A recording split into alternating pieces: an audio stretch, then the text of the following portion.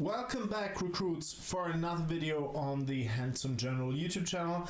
I'm the Handsome General, Germany's most beloved submission grappler, and today's topic is an interesting one. We're talking about grappling in MMA and Jiu-Jitsu. Well, there is this age-old discussion about what actually constitutes grappling for MMA, what is the best grappling approach to MMA, is it Jiu-Jitsu, what are the differences, and what does MMA have to learn from Jiu-Jitsu, and in reverse.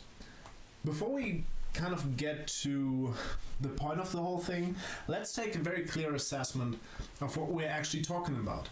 What are the specifics of grappling in an MMA context, and what are the specifics of grappling in a Jiu-Jitsu context?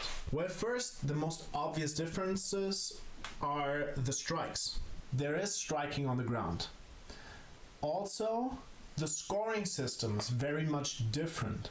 MMA is indirectly scored, so grappling is one of the departments of MMA that is considered for scoring in rounds, and it's scored throughout the entire round, and your grappling dominance, your grappling control, and the damage you do are taken into consideration. Jiu-Jitsu is directly scored, so certain advancements, certain actions, and certain positions are directly tied to points. You pass a guard, you get X amount of points. You get a takedown, you get X amount of points. You achieve mount, back control, whatever, you get a certain amount of points.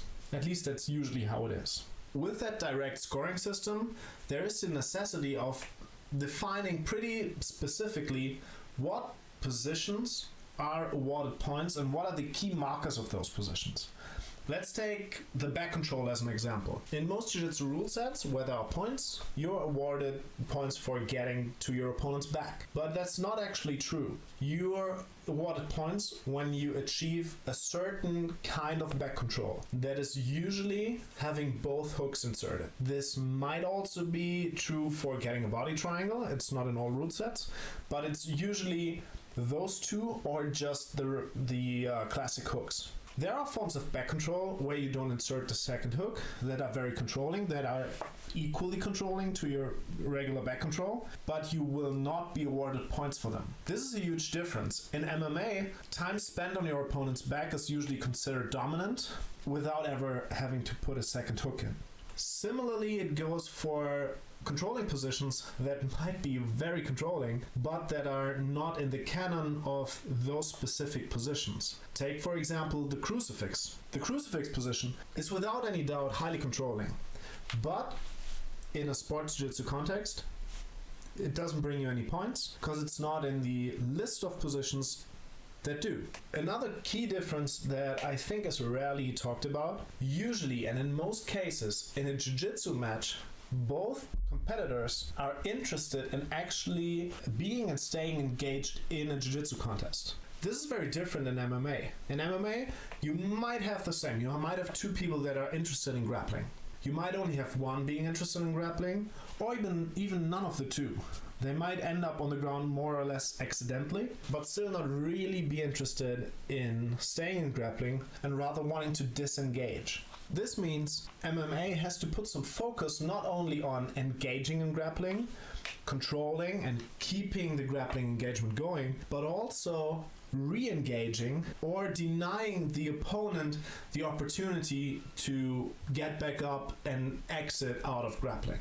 What we just talked about has an influence on the way we appreciate top positions in the two. There is a higher appreciation for top position in MMA grappling that comes mostly with the strikes. The strikes are a consideration and gravity is a thing, so top position in general is considered the better position to bottom. It is not that much the case in a sports jiu-jitsu context. The guard, for example, is a highly rewarding position because you can sweep and set up submissions, and the top guy usually has to pass or will be punished for inactivity. So there is a light discrepancy in top and bottom position if you look at grappling in an MMA context and grappling in a jiu-jitsu context. Also, the striking, and that's the same for stand-up clinching and for being engaged in grappling on the ground. The striking kind of puts a different view on hand, grip, and wrist fighting. You have to do wrist and grip fighting in sports jiu-jitsu. That's very evident. You use that to set up your control, your sweeps, your positional advantages, as well as your submissions. In MMA though, an uncontrolled hand is also a hand that can strike you. So there is maybe a higher emphasis on always keeping hands somehow engaged and wrapped up so you can't be hit that easily. From the points we just made, I think you might be able to spot a conceptual mistake in that comparison. We usually use points-based jiu-jitsu as our point of reference. I think it is way more useful to either take submission only or just your average rolls in the gym, because there you are not concerned with points, and the problems we just talked about with the positions being awarded points being very specific are not that much of a factor. If you look at a submission only match and we take our example of back control, I might not even be concerned with putting in the second hook. If I play a way of doing back control that doesn't use the second hook in the traditional way, using a high hook, a body triangle, my feet locked on the outside of my opponent's hip, those are very controlling. They give me a huge array of opportunities to attack, but they don't fit the classic standard of your standard two hooks in back control. In a points-based jiu-jitsu system, you wouldn't get points for it. Submission only, that's not a consideration, so it doesn't really matter. Another flaw in that debate usually is that we look at jiu-jitsu as a finished product and MMA is still a work in progress. I think that's wrong. I think jiu-jitsu is very much a work in progress and not a finished product. If you look at the development of jiu-jitsu in the last 5 years, in the last 3 years, there have been huge advancements made that weren't really thought about before. We have a rapidly evolving sport, and we are still on our way to the core of what actually constitutes jiu-jitsu. How does it fundamentally work? And there's a lot of research being done into that, but we have never reached the end point of those investigations. I think, and that's my hypothesis, that fundamentally all fighting, and especially all grappling, works in the exact same way. It follows the same principles, it has the same underlying mechanics, it has a very similar structure. We only perceive certain styles and certain sports as different because at some point in time someone artificially put up walls, and within those walls or rules those sports developed independently, and that has been going on for so long that we today perceive them to be inherently different. Those differences are not inherent. Someone put up the walls of a rule set, and within those there was an independent development, and in the end, or in the state we're in of this development, we perceive them to be very different. The other thing is, there is usually a certain arrogance in the debate. Either an arrogance of MMA over jiu-jitsu or the other way around. There is a lot to learn from each other, and together, putting MMA and jiu-jitsu very closely together, I think we have very good chances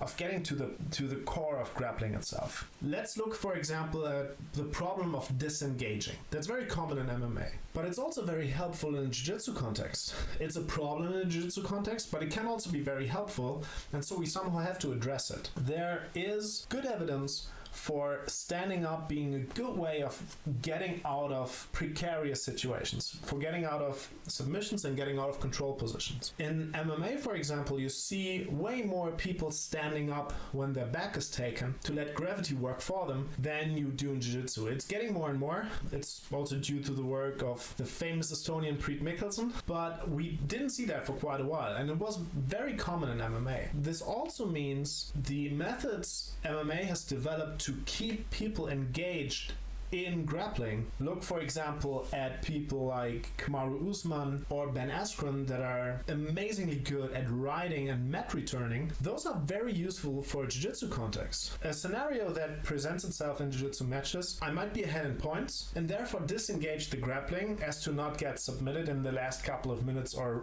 seconds of a fight and to stall out in a standing position. It would be very helpful then for my opponent to have good means of keeping me engaged in grappling and keeping me from standing up. And I would have some solid mechanics of disengaging and getting back up to my feet. It's not as much at the core of the rules, but it's still very useful and it's a good skill to learn from MMA. And of course, there's a lot in jiu-jitsu to learn for the MMA guys. Jiu-jitsu and wrestling and MMA fundamentally follow the same principles. And by taking the strikes out for a bit and leaving more mental capacity to moving, sweeping, getting on top, getting into good positions, and focusing on finishing mechanics, which Jiu-Jitsu is pretty much one of the leading examples for, is very useful for your MMA context. So in the end, what do we make of all the things we just found out? All the things I just said. It is very useful for anyone who is engaged in grappling, who wants to learn how to grapple, to not limit themselves to a specific rule set.